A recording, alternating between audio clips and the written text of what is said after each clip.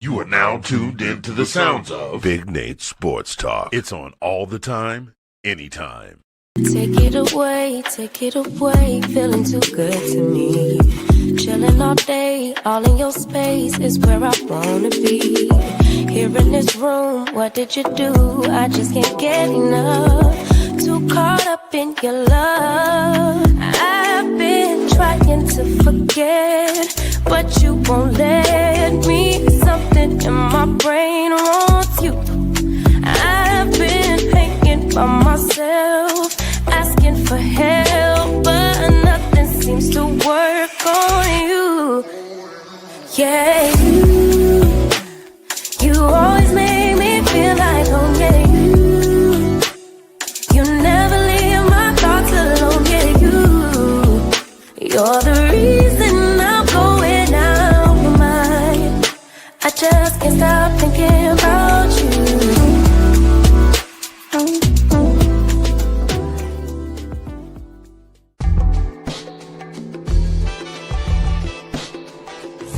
Tuned in to Big Nate Sports Talk, the show that is on all the time, anytime. And now, ladies and gentlemen, your host, Nathan Snell.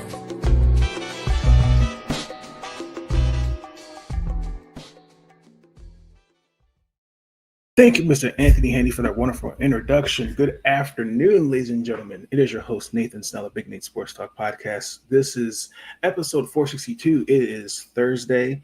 It's a lovely Thursday. Doesn't feel like Thursday, but it's one day closer to Friday. I hope everyone's doing well. Hope everyone's having a great week so far. Before we get into the video, as the title, there's a few things I want to say up front. I apologize. You should have seen, if not already, the week 13 WNBA rankings. I apologize. It's been a crazy work week. Fall semester started. Now we're going to week 2 with that. So be patient with me. We're going to try to be more consistent, trying to get the weekly rankings out more earlier, closer in the beginning of next week and so forth, with the last couple of weeks before WNBA playoffs. This evening, I'm going to record Maryland football preview as they play NIU tomorrow evening, and recapping the win against their first win this past Saturday. So we're recapping. You'll see that video tomorrow. Also, we're talking about the Washington Commanders and the Baltimore Ravens, previewing their seasons, and you'll see those videos probably tomorrow, Saturday at the latest. But as in the title of this video, I want to preface my comments by saying this. Yesterday, as of Wednesday, and yeah, pretty much still, I think it's still a little hot, but I wanted to put something out, but I wanted to kind of sleep on it and kind of read and get more of a deeper understanding what I've read and what I've seen and heard. And actually, the title, first and foremost, an article from the Chicago Tribune by Julian Poe. And also, I need you guys to understand there's a difference between a columnist and a journalist. So obviously, we know Angel Reese is this is her second year, and the Chicago Sky, they won last night. They beat the Connecticut Sun, which was a good, probably their best game they've played so far this year. But in the article, some things were said. And for example, I'm in the article, and I quote, and she said, I'm not selling for the same stuff we did this year. We got to get good players. And I agree with that. She said, I'm willing, and I quote, I'm willing and wanting to play with the best, and whoever I can help get here the best. Attract the best of the best what we can do. We can't settle for what we have this year. I'm going to save that quote because I'm going to say something in the end for that. So we all know last year they were one game away from making the playoffs, and I will say I do think in my opinion, I do believe that there were outside noise I firmly believe forced front office to make the moves that they did. I think Coach Witherspoon had that team bought in, and I think everybody really understood their role. And this is also to a bigger thing. This is also bigger than injuries. This is more on the sky, and I'm going to get into that in a little bit. And when you read more of the article, understand Angel is very vocal, and it's not just about the game. She's very outspoken on issues and different things like that. In the article, it talks about she wants expanded office spaces. The facility, I know the exterior is complete. I think it was supposed to be done this year, but typically certain projects, there's always delays, whether it's funding, different things like that. It's supposed to be done fall of next year, supposedly. But understand the vision for this year, you got to make sure everyone's on board. And if from her perspective, if management came to me and said, okay, this is what we're going to do. I'm going to take Kai Copper wanted out of Chicago. Let's get that out the way. Because it was because of Jeff. So you take Kai to get the number 3 overall pick, and then you take the number third overall pick, which was then Sonia Citron, to get Ariel Atkins from Washington.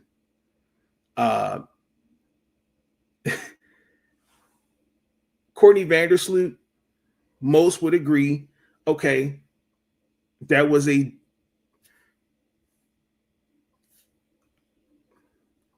I didn't hate the signing, but at her age, she is somebody that you think, okay, like we're really what are the expectations, right?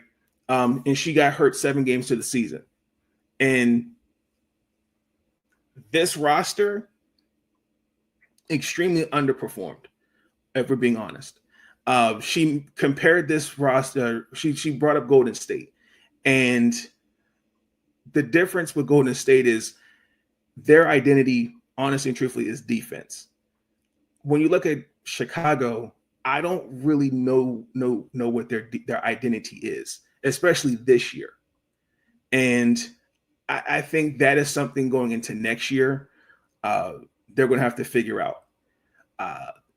Now, the problem is next year, there's 6 players that Chicago has to protect. And don't know who are those. More than likely, if I had to think, Ariel Atkins, Rachel Bannon,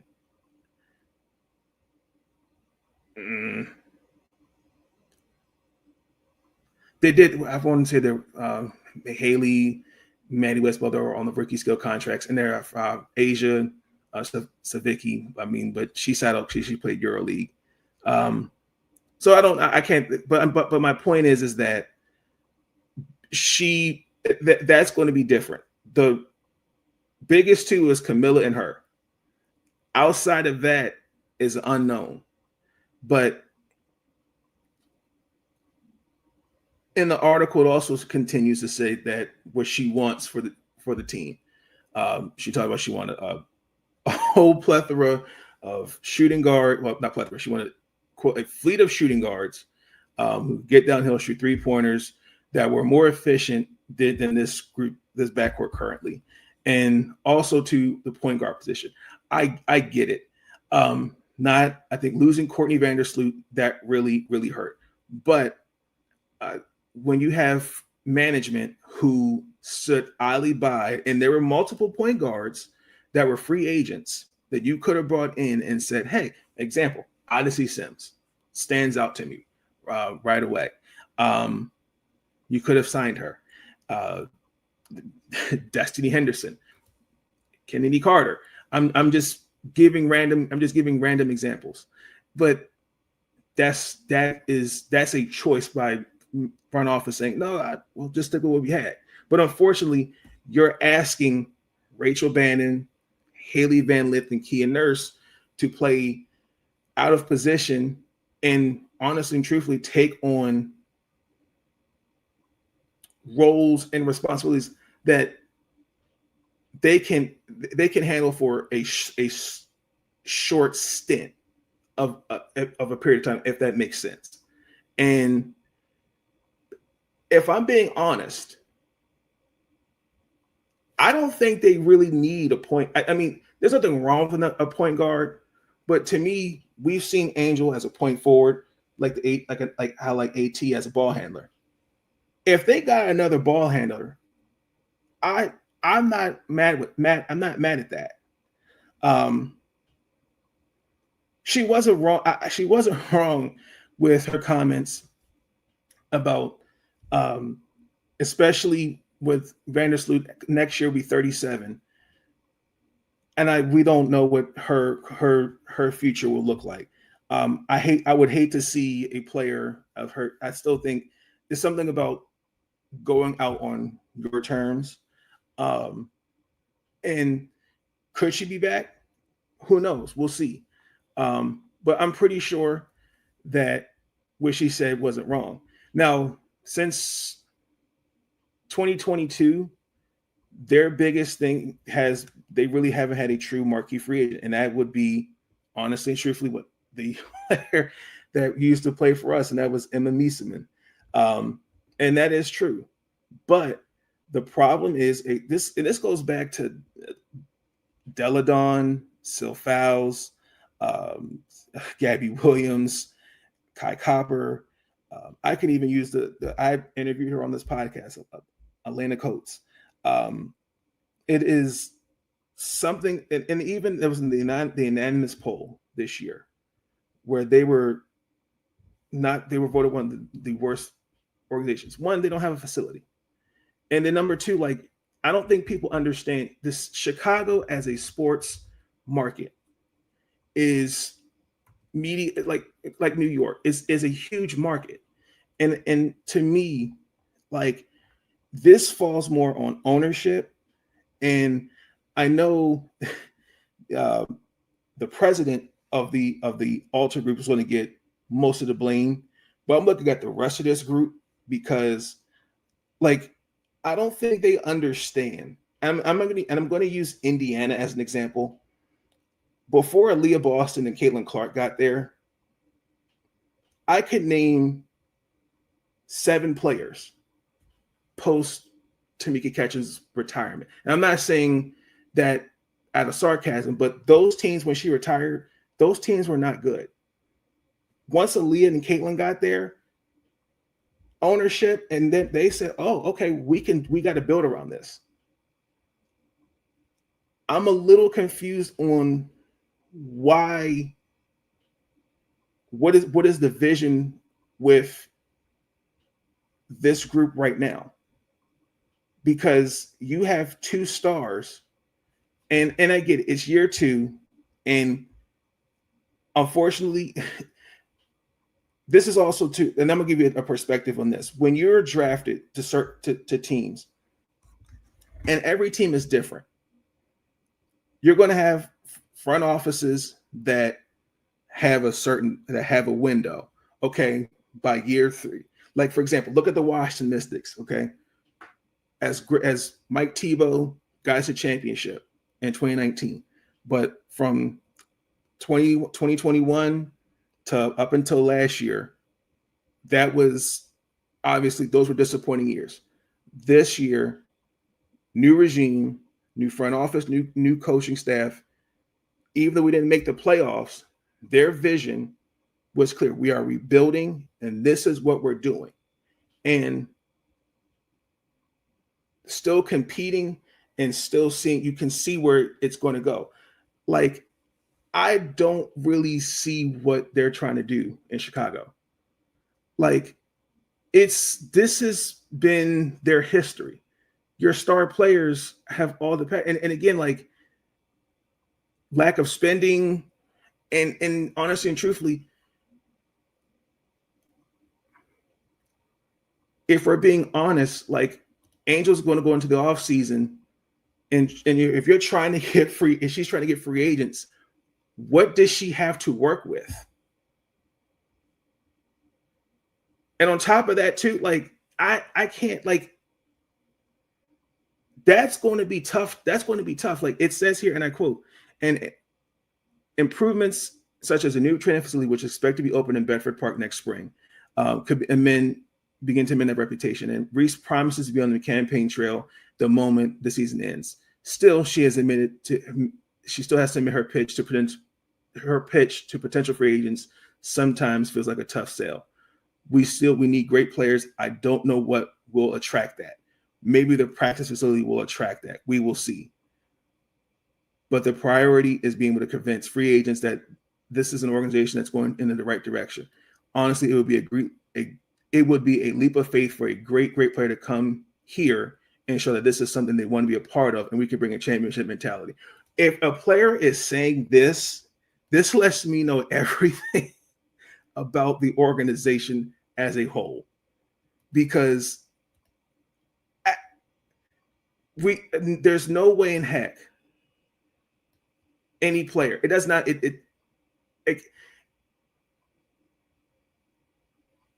that tells me the perception on the Chicago, the Sky as a whole, that's bad. And and to me, like, you're fumbling 2 stars. And also too, I want to make, hold on. Is this thing on? Angel Reese and Camilla Cadorso, the 2 of them can work.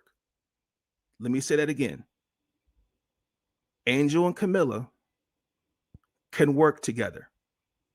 I'm gonna say that one more time for those in the back that were on their phones or maybe they weren't paying attention. Angel and Camilla can work together. It's been proven. We've seen the tape. Y'all just don't want it to work. When I say y'all, the quote unquote fans, but they're not really fans. So I just want to put that out there for the record.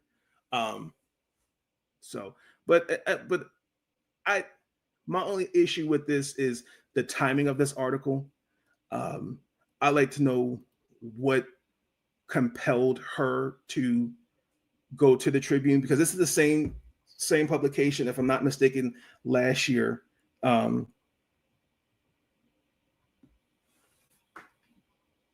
Had I can't remember what it was, but it was essentially advocating for charges pressed on Kennedy Carter, charges pressed for, they wanted charges pressed on Kennedy Carter for the take file on Caitlin Clark. And if I'm not mistaken, I think it was the same thing with Diamond DeShields. I might have that wrong. It might have been a different publication, but I know for sure, I know for certain it was the Chicago Tribune that was advocating. It was a journalist that wrote a piece or something along those lines, was advocating for charges to be pressed on Kennedy Carter. And the organization did not come out and say anything about that. So I'm trying to understand, why did she go to this publication when there were others that she could have went to? And again, I'm getting to that in a little bit.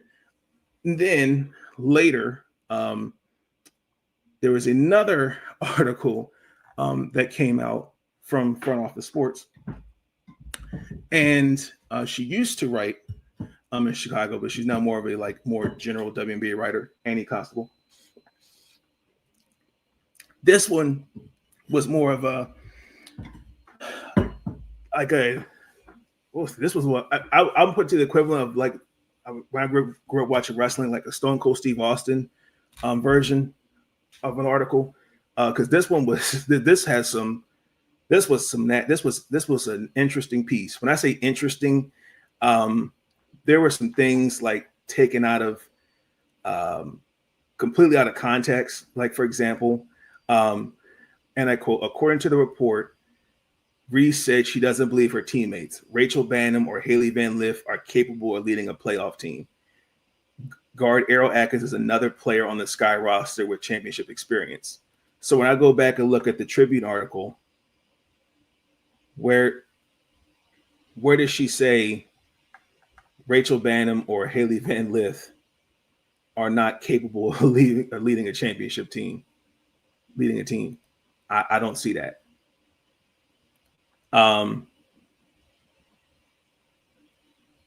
Multiple league sources told FOS the entire team has seen Reese's comments unhappy with the direct attacks. And then I will get into the comments that Angel made last night. As I stated, okay, and I quote, they were pegged as announced as the worst brand franchise in the league. That is true. This is another thing that really, really bothered me. There was something in here in this article. Where was it? I'm trying to find it. Where it questioned like her off the court, like behave, something like that. It was in this article.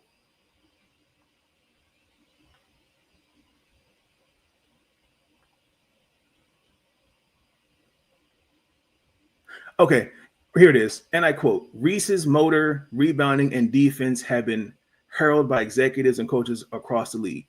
But multiple league sources told FOS their view is that some franchises will weigh their skills on the court and against her conduct off of it. What does that mean? Her conduct off of it. So,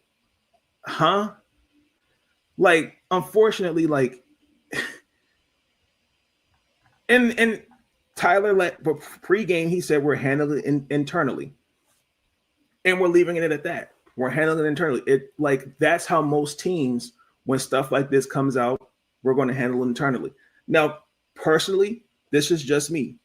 Now, hypothetically, just walk with me for a second. If Annie's article and the way I'm gonna go back to this one piece, this one quote, this one part of the article, and I quote what she says, where she wrote, according to the report, Reese said she doesn't believe in her teammates, Rachel Bannum or Haley Van Lith, are capable of leading a playoff team. Okay, just follow me for a second. Now, if Angel had said that, which I highly doubt, right? Let's say, for example, follow me. Because words have power. That's a fact. Now, Angel could have said, well, losing Courtney was tough, no doubt about it. However, Rachel, Kia, Haley, I got to give them credit. They have their moments in the game, but from start to finish, it doesn't matter if we're in practice or in the game, they give max effort. You see that? You see what I just did right there? The power of words. Instead of going, she doesn't believe in her teammates and they're capable of leading a playoff team.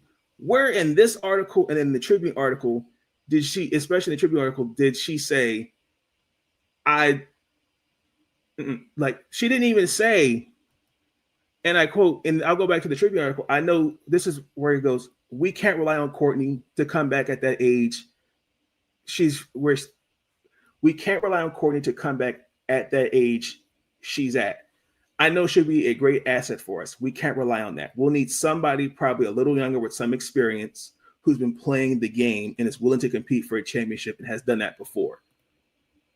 Rachel Bannum's name or Haley Van Lith's name was not even mentioned in that. So where did you get there? Where did you get the inception, the perception that she took a dig at Rachel or Haley? Now, I will say, Errol Atkins, yes, does have a championship with the Washington Mystics, but to completely use their names, that's disingenuous to me as a journalist. But Jordan's article, that was disingenuous. But I will say this though, this article as a whole and both articles to me, this is all smoke and mirrors because front office does not get a pass. Do not let this distract you, because that GM needs to be held accountable, because this has all his fingerprints on it. The way he has built this team, what he's done, and Tyler Marsh is a good coach, and I know she mentioned comparing the two for Golden State, but also to Tyler really has not had a. Tyler's been kind of dealt a bad hand. It's one thing if he has Angel and Camilla, but outside of that, like, he's kind of working with really not much. I mean, this is not the team I would want out there. I mean, honestly and truthfully, like, next year, and I looked it up, going into this draft, they have the 5th overall pick because they gave the 2nd overall pick when they traded Haley in that Haley Van Lith trade for a pick swap. So in 2020, yeah, so the full rights. So it's unprotected. And so they have that. They have the 18th overall pick and New York's the 26th overall pick, and then their own. So they're in the top 5 for the draft, but they're going to have their work cut out for them.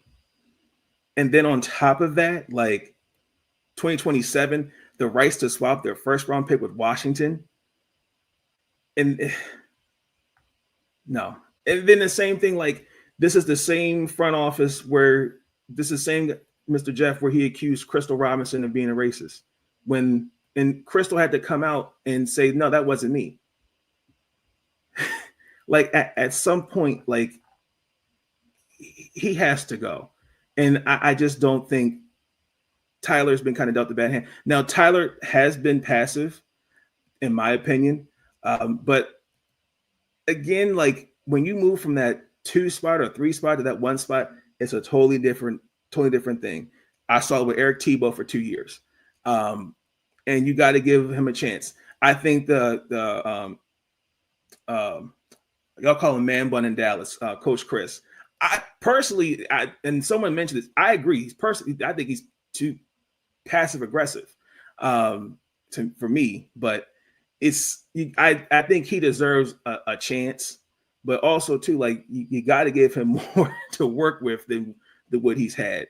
That's just my opinion. But lastly, I mean, I get her frustration, and she has every right to talk about it.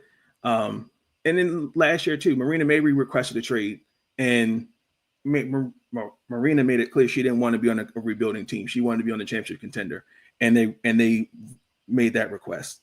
But when Dana Evans did it, that was a problem. So bring your hand on that. And to the point also too, where y'all had Isabel Harrison on that media call in tears. So we didn't forget that neither. But lastly, I wanted to show this because where was it? Because this was on the this was last night. Wish I had the video.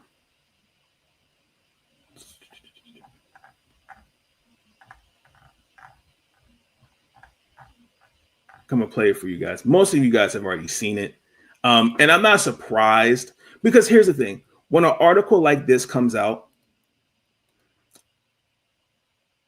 people are going to it's going to get a response. So I'm not surprised that someone asked this question, and I'm glad it did. My only question, well, actually, we're going to let it play, and I'm going to ask a question. Are you frustrated with the organization or frustrated in general?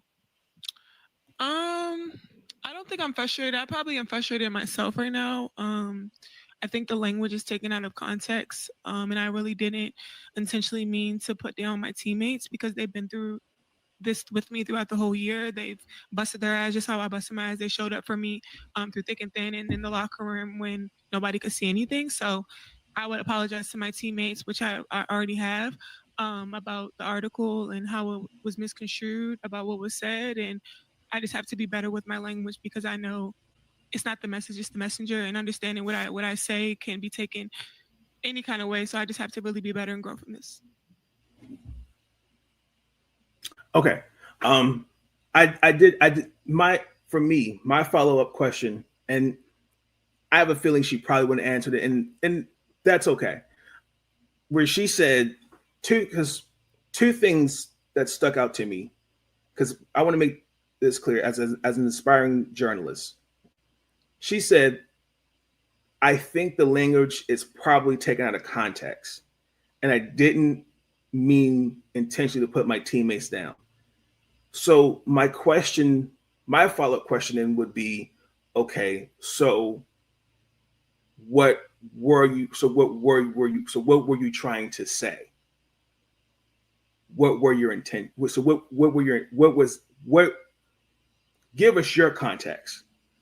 Because to me, that kind of is doubling down. I want you to hear my perspective. I'm not saying because I'm getting two different things. The language is probably taken out of context. And also they forgot that it cut off, and it's not the message, it's the messenger. They cut off that part. And again, some of that also too is this is where you need somebody in your own media camp or whatnot, where one, I think would, hey, I wouldn't do that. I wouldn't go to this person. Let's go to example. We can go to Kareem Copeland with the Washington Post. Let's Jasmine Harper with Winsider. Let's go to Jordan Grice. Let's talk to Megan Hall with USA Today. Let's talk to Nathan Snell with Team EBS Media and Big Nate Sports Talk Podcast. Let's go to I'm just giving random examples. There's a couple of people from the Atlantic. You know what I'm saying? Where, and again, and this goes to my next point in terms of journalism. I hear it and I see it all the time about in the WNBA, journalists need doing their due diligence when telling the stories and also to earning the trust of the players. When I'm looking at two articles and then the disparity of coverage of the players of this league, this right here takes the cake, because you can't tell me that these two articles are immensely disingenuous. She has every right to feel what she feels.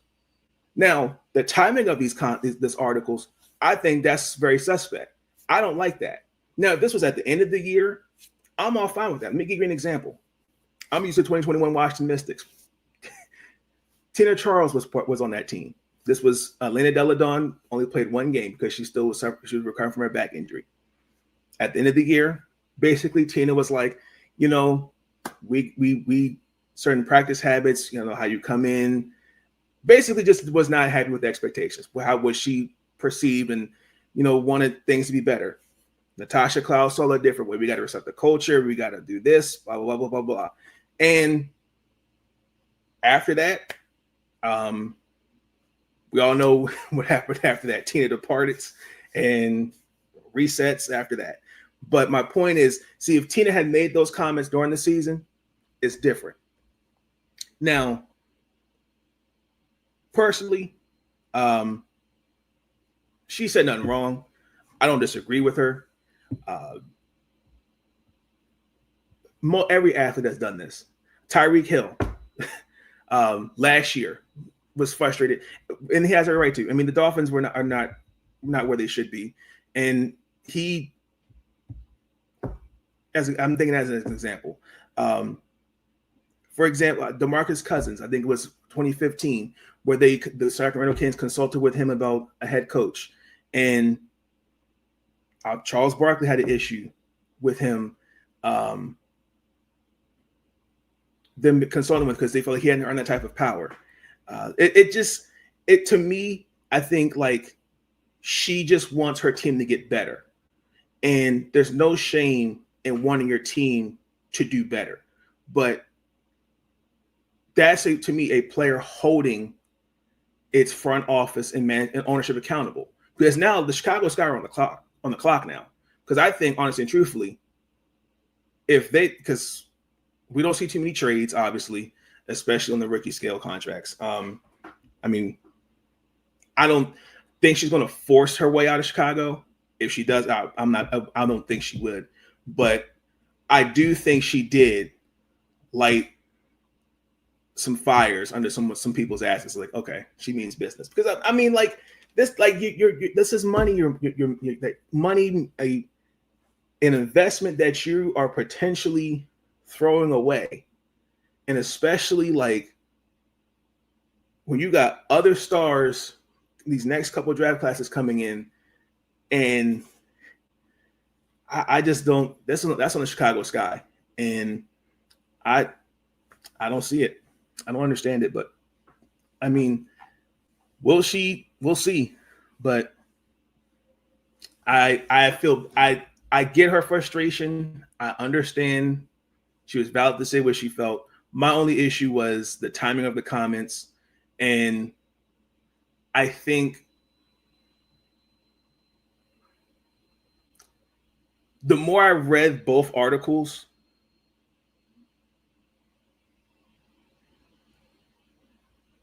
I think the Tribune article was a little bit made more sense to an extent, but that when I read that FOS article where she used Haley Van Lith's and Rachel Bannon's name to throw them girls under the bus like that, nah, that's disingenuous work, and that once again is a bad look on WNBA journalism, because it's bad enough that, especially when we're talking about disparity in coverage between white women and black women in this league, it's already a bad look. But I've spoken enough because we're at 37 minutes. But again, we shouldn't lose sleep on it. It is what it is. But they do play. She actually, let's see, when is next time the Chicago Sky play?